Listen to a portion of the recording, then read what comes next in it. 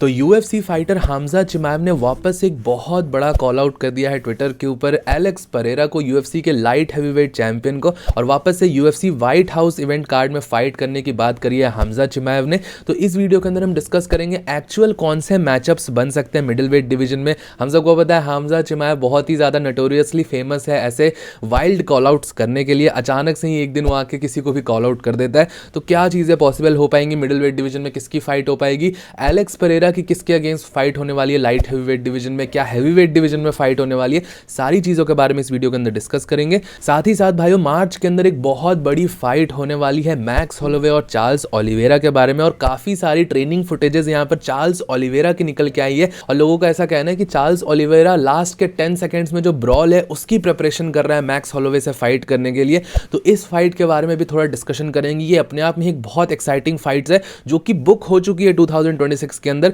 तो इसके बारे में इस वीडियो के अंदर डिस्कस करेंगे, लेकिन उससे पहले आप सब वीडियो को लाइक कर देना, चैनल को सब्सक्राइब कर देना यूएफसी कॉम्बैट स्पोर्ट्स का ऐसा ही कंटेंट हिंदी में एंजॉय करने के लिए। तो भाइयों हम सबको पता है कि हमजा चिमाएव ने पिछले कुछ सालों में मल्टीपल कॉल आउट्स करे हैं डिफरेंट चैंपियंस को, और एक फाइटर जिसके साथ उसकी ब्रॉल है और जिसके साथ उसका फ्यूड हमेशा से चलते आया है वो है एलेक्स परेरा। एलेक्स परेरा और हमजा चिमाएव एक दूसरे को काफी सारी चीजें हमेशा से सोशल मीडिया के ऊपर बोलते रहे। अभी रिसेंटली हमने देखा था कि हमजा चिमाएव की यहाँ पर back and fourth trash talking हुई थी एलेक्स परेरा के कोच ग्लोवर टेशेरा के साथ भी। तो आप इस तरीके से समझ सकते हो कि ये दोनों एक दूसरे को बिल्कुल भी पसंद नहीं करते हैं। But out of nowhere कल हमजा चिमाएव ने यहाँ पर एलेक्स परेरा को चैलेंज करा है यूएफसी के व्हाइट हाउस कार्ड के लिए।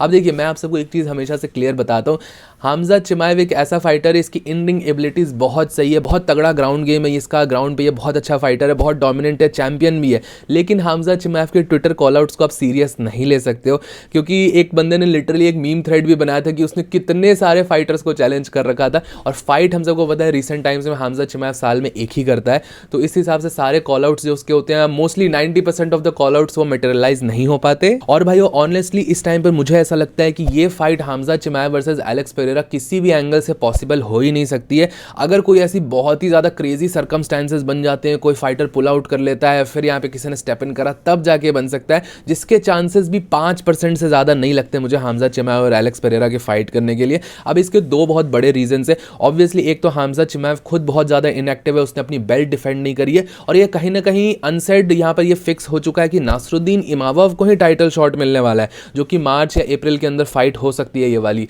अगर हमजा चिमाएव उस टाइम पे अवेलेबल हुआ तो ये वाली फाइट ही यहाँ पर होने वाली है। इस फाइट के बाद ही कुछ देखा जा सकता है। फिर व्हाइट हाउस कार्ड जून जुलाई के अंदर होने वाला है, फिर ये पॉसिबल यहाँ पर होगा नहीं, हमजा चिमाएव इतना क्विक टर्न अराउंड नहीं करने वाला है, ये चीज़ तो यहाँ पर रहेगी। और जो दूसरा रीजन है कि एलेक्स परेरा इस टाइम पर बिल्कुल फोकस्ड है मनी फाइट के लिए। हमजा चिमाएव से फाइट करके उसका कोई फायदा नहीं है इस टाइम पे, ना ही उसके पास कोई बेल्ट लाइन पे रहेगी। और कहीं ना कहीं एलेक्स परेरा की टीम ने ये कंफर्म कर दिया है कि वो मनी फाइट, लेगेसी फाइट्स को चेज कर रहे हैं। इनफैक्ट एलेक्स परेरा ने तो ये भी बोला है कि वो टाइटल वेकेट करने के लिए भी रेडी है, कहीं ना कहीं वो लाइट हैवीवेट टाइटल छोड़ देगा, वो यहाँ पर जॉन जोन्स की फाइट को चेज कर रहे हैं। अब भाई एलेक्स परेरा ने यहाँ पर यूएफसी के अंदर बड़े बड़े चैंपियंस, बहुत टफ फाइट्स यहाँ पर लिए, काफी बार उसको टेस्ट भी किया गया है। मागोमेड एंकलाएव से जब उसकी फाइट हो रही थी तो लोग ऐसा कह रहे थे कि मागोमेड एंकलाएव एक टफ फाइट, एक रेसलिंग बेस्ड फाइटर को अवॉइड कर रहा है एलेक्स परेरा। तो एलेक्स परेरा ने फाइनली मागोमेड एंकलाएव को हरा दिया, और बेसिकली अब उसका यही माइंडसेट है कि जो सेकंड टाइटल रन वो कर रहा है लाइट हैवीवेट डिवीजन में, ये सिर्फ मनी फाइट्स को चेज करने वाला है। क्योंकि हम सब ये चीज कहीं ना कहीं मानते हैं कि जो एलेक्स परेरा का कैरियर है वो बहुत लंबा चलने वाला नहीं है, और एलेक्स ने खुद भी ये चीज बोली है। तो वो जो भी थोड़ा बहुत कैरियर का उनका टाइम बचा है उसको वो मैक्सिमाइज करना चाहते हैं फाइनेंशियली। अब देखिए ऑब्वियसली इस थॉट प्रोसेस के बाद बहुत सारे लोगों ने यही बोला है कि एलेक्स परेरा डक कर रहा है या एलेक्स परेरा हमजा चिमाएव को अवॉइड कर रहा है। अब भाइयों इस बारे में आप सब मेरा ओपिनियन जानना चाहोगे कि क्या सच में एलेक्स परेरा यहाँ पर हमजा चिमाएव को डक कर रहा है। तो भाइयों मैं यहाँ पे सीधा सीधा ये नहीं कहूंगा कि एलेक्स परेरा किसी भी एंगल से डक कर रहा है। अब एक चीज यहाँ पर कही जाती है risk to reward ratio. Alex Pereira को हमजा चिमाएव से फाइट करके कोई भी बहुत बड़ा रिवॉर्ड नहीं मिलने वाला है, भले वो फाइट जीते या फाइट हारे। फाइट हारेगा तो ऑब्वियसली उसका टाइटल चला जाएगा, उसका सेकंड रेन खत्म हो जाएगा, लेकिन फाइट जीतने के बाद भी एलेक्स परेरा को कुछ खास सिग्निफिकेंट गेन करने को नहीं मिलेगा। और ऑब्वियसली भाइयों जब आपके पास दो ऑप्शंस हो और दोनों ही ऑप्शंस बहुत लिक्रेटिव और एक ईजियर ऑप्शन हो, तो आप ईजियर ऑप्शन के पास जाओगे। और एलेक्स परेरा के पास एक ईजी ऑप्शन यही है कि वो हैवीवेट डिवीजन में जाके कोई टाइटल फाइट करे या कोई मनी फाइट करे, जो कि उसके लिए कंपैरेटिवली ईजी हो और वो उससे ज्यादा पैसे भी बना पाए। ये चीज कहीं कहीं ना कहीं छुपी हुई नहीं है। इवन दो मैं एलेक्स पेरेरा का बहुत बड़ा फैन हूँ, हमजा चिमाएव स्टाइलिस्टिकली उसके लिए एक सही मैचअप नहीं है। हमजा चिमाएव के पास जो ग्राउंड गेम है और जो ये एबिलिटीज़ है उसके पास ग्राउंड पे, वो एलेक्स पेरेरा को भी होल्ड करके रख सकता है। बहुत सारे लोग बोलेंगे एलेक्स पेरेरा का साइज़ बहुत बड़ा है, वो बहुत साइज़ में बड़ा है, उसके पास लॉन्ग लेग्स है, लेकिन स्टिल वो सारी चीज़ें फैक्टर इन नहीं करेंगी। हमजा चिमाएव जैसे स्किल्ड बंदे अपने से 2 वेट क्लास के ऊपर के भी फाइटर को कंट्रोल कर सकते हैं ग्राउंड पे, क्योंकि स्किल्स इनकी बहुत ज़्यादा इंपेकेबल है। ये चीज़ पिछले साल जो ये फाइट्स हुई है इस्लाम महाचेव की, हमजा चिमाएव की, इन सारी चीज़ों से ये चीज़ प्रूव हो गई कि वेट क्लास उतना ज़्यादा मैटर नहीं करेगा अगर आपकी स्किल्स इतनी ज़्यादा इंपेकेबल होगी। तो मुझे कहीं ना कहीं ये ज़रूर से लगता है कि एलेक्स पेरेरा के लिए टफ फाइट है, और एलेक्स पेरेरा की भी टीम कहीं ना कहीं ये रियलाइज़ करती है कि हमजा चिमाएव उसके लिए एक स्टाइलिस्टिकली सही मैचअप नहीं है। तो ये चीज़ यहाँ पर एक रिस्क रहेगी एलेक्स पेरेरा के लिए, और इसीलिए वो एक कंपैरेटिवली बेटर ऑप्शन चूज कर रहा है हैवीवेट डिवीजन में जाके फाइट करना। और मुझे लगता है यही एक बहुत बड़ा रीजन है कि एलेक्स पेरेरा और हमजा चिमाएव की फाइट कभी यूएफसी के अंदर नहीं बन पाएगी अगर एक नॉर्मल सर्कमस्टांसेस रहते हैं तो। बाकी भाइयों फिर एक बहुत बड़ा क्वेश्चन आता है कि हमजा चिमाएव और एलेक्स पेरेरा की नेक्स्ट फाइट्स किसके अगेंस्ट होने वाली है। तो आपस में इनकी फाइट तो होगी नहीं, वो मैंने आप सबको एक्सप्लेन किया। और हमजा चिमाएव का जैसा मैंने आपको बताया कि नासरुद्दीन इमामोव ही most probably next title contender होने वाला है। और एलेक्स पेरेरा की बातें यहां पर हो रही थी कि वो जॉन जोन्स से फाइट करने वाले हैं, बट वो फाइट भी इस टाइम पर नहीं होने वाली है। जॉन जोन्स ने रिवील करा है कि डेना वाइट ने एलेक्स पेरेरा और जॉन जोन्स की हैवीवेट डिवीजन में फाइट बनाने से मना कर दिया।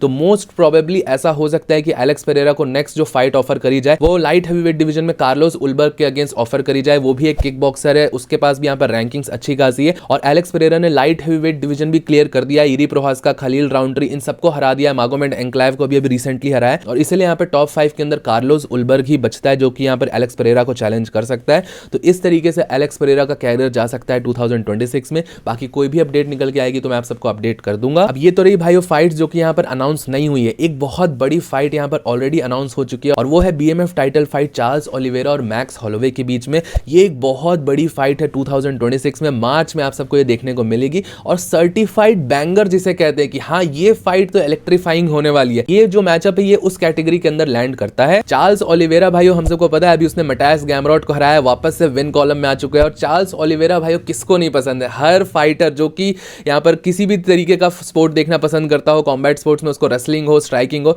सबको चार्ल्स ओलिवेरा पसंद है, फैन फेवरेट फाइटर है। और on the other hand max Holloway वो भी एक बहुत बड़ा फैन फेवरेट फाइटर है जो कि यहाँ पे फाइट करने वाला है। अब फाइटिंग स्किल्स के बारे में तो हम सबको पता है, दोनों ही एक दूसरे को बहुत ज्यादा कॉम्प्लीमेंट करते हैं, दोनों का फाइटिंग स्टाइल एक दूसरे को बहुत ज्यादा कॉम्प्लीमेंट करते हैं। और इससे मेरा मतलब ये है कि चार्ल्स ओलिवेरा को भी स्ट्राइकिंग करना बहुत ज्यादा पसंद है, वो भी पॉकेट में रह के स्ट्राइकिंग करता है, रिस्की अटेम्प्ट्स करता है। और मैक्स हॉलोवे तो भाइयों हम सबको पता ही है, स्पेशली मैक्स हॉलोवे जो कि लाइट वेट डिवीजन का fighter, light weight max Holloway एक नेक्स्ट लेवल बीस्ट है। वो फेदर वेट डिवीजन में उसको एक वॉल्यूम स्ट्राइकर माना जाता है मैक्स हॉलोवे, जिसके पास ज्यादा पावर नहीं थी बट वो वॉल्यूम के थ्रू अपने फाइट्स को जीतता था। बट लाइट वेट डिवीजन में मैक्स हॉलोवे के पास पावर की भी कोई कमी नहीं है, वो वॉल्यूम तो थ्रो करता ही है, साथ ही साथ उसके हाथों में बहुत ज्यादा इलेक्ट्रीफाइंग पावर है। और हम सबको पता है कि मैक्स हॉलोवे की यहाँ पर फाइट जब UFC 300 के अंदर हुई थी तो उसने कितना बुरा नॉकआउट करा था जस्टिन गेची को। तो आप सिमिलर तरीके से समझ सकते हो कि ये सारी चीजें यहाँ पर चार्ल्स ओलिवेरा के साथ भी हो सकती है। और इसीलिए एक ट्रेनिंग फुटेज बहुत ज्यादा वायरल हो रही है जिसमें चार्ल्स ओलिवेरा पॉकेट में रह के ब्रॉलिंग कर रहा है, और लोगों का ऐसा कहना है कि वो लास्ट के 10 सेकंड्स के लिए चार्ल्स ओलिवेरा मैक्स हॉलोवे के अगेंस्ट प्रिपेयर कर रहा है। वो ब्रॉलिंग की प्रिपरेशन यहाँ पे चल रही है। अब भाइयों मैंने भी वो फुटेज यहाँ पर देखी, और वो फुटेज देखने के बाद मुझे कहीं ना कहीं ऐसा लगता है कि ये तो बहुत ही ज्यादा कॉमन फुटेज है। चार्ल्स ओलिवेरा फाइट ही इस तरीके से करता है, वो भले बहुत लॉन्ग लेंथी है बट वो ज्यादा रीच में नहीं रहता है। जब भी वो स्ट्राइकिंग करता है वो ट्रेड करता है, वो पॉकेट में रह के ब्रॉल करता है। और इसीलिए मैं यहाँ पर कह रहा हूँ कि इन दोनों का फाइटिंग स्टाइल बहुत ज्यादा कॉम्प्लीमेंट करेगा एक दूसरे को। मैक्स हॉलोवे को ब्रॉल करना पसंद है और चार्ल्स ओलिवेरा पॉकेट में रह के ही स्ट्राइकिंग करता है। एक रीजन था कि इलिया टोपुरिया उसको नॉकआउट कर पाया, क्योंकि चार्ल्स ओलिवेरा को फायर में रह के स्ट्राइकिंग करने में बहुत ज्यादा मजा आता है। तो आप इस तरीके से देख सकते हो। और रही बात की ट्रेनिंग चल रही है ब्रॉलिंग की, तो ऑब्वियसली जो लास्ट 10 सेकंड्स में मैक्स हॉलोवे करता है उसके लिए आप किसी तरीके से प्रिपेयर नहीं कर सकते हो। उसके लिए आपको माउथ पीस पे बाइट डाउन करना होता है और फिर बस लात घूसे चलाने होते हैं। उस टाइम पर उसकी कोई प्रिपरेशन नहीं होती है। और चार्ल्स ओलिवेरा की जिस तरीके की चिन है, तो अगर ये लास्ट के 10 सेकंड्स वो ब्रॉलिंग करने जाएगा तो उसके लिए बहुत ज्यादा डर रहेगा। और ये चीज सबको पता है कि मैक्स हॉलोवे यहाँ पर बहुत क्लियरली लाइट्स आउट कर सकता है चार्ल्स ओलिवेरा की, अगर वो क्लियर कनेक्ट कर देता है तो। बाकी क्या मैक्स हॉलोवे के पास वो वाली पावर होगी जो कि इलिया टोपुरिया था, क्योंकि चार्ल्स ओलिवेरा को नॉकडाउन बहुत लोग कर पाते हैं, लाइट्स आउट फिनिश करना एक अलग चीज होती है चार्ल्स ओलिवेरा को, जो कि इलिया टोपुरिया नहीं करा है रिसेंट टाइम्स में। बाकी आप सबका क्या सोचना है इस बारे में मुझे नीचे कमेंट सेक्शन में जरूर बताइएगा। आपके हिसाब से मैक्स हॉलोवे जीतेगा, चार्ल्स ओलिवेरा जीतेगा? आप सब अपना एनालिसिस मुझे नीचे कमेंट सेक्शन में मेरे साथ जरूर शेयर करना। देन भाई वो वीडियो पसंद आया होगा तो प्लीज वीडियो को लाइक लाइक, चैनल को सब्सक्राइब कर दीजिएगा। मिलता हूँ आप सबको नेक्स्ट वीडियो में अगले अपडेट के साथ। Bye bye.